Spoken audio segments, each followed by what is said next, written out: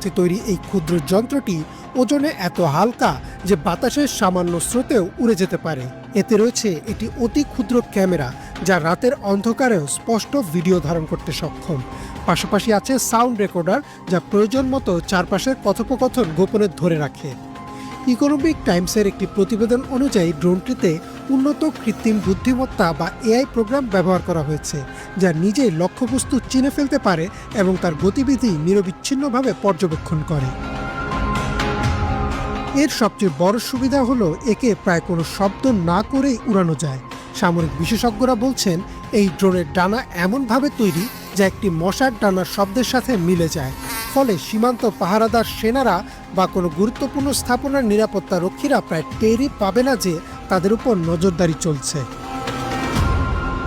mosquito micro ড্রোনকে অনেকে তুলনা করছেন যুক্তরাষ্ট্র ও নরওয়ের মিলে তৈরি করা বিখ্যাত